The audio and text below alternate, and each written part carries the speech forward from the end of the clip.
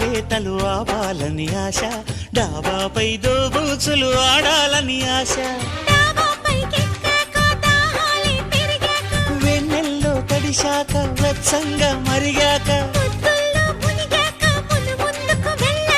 గుణకారం చేశాక ఘనకార్యం జరిగాక, మరి కాస్త అడిగాక అడిగాక చెప్పు ఆశ ఆశ ఆశ దోష తీర్చే ఆశ.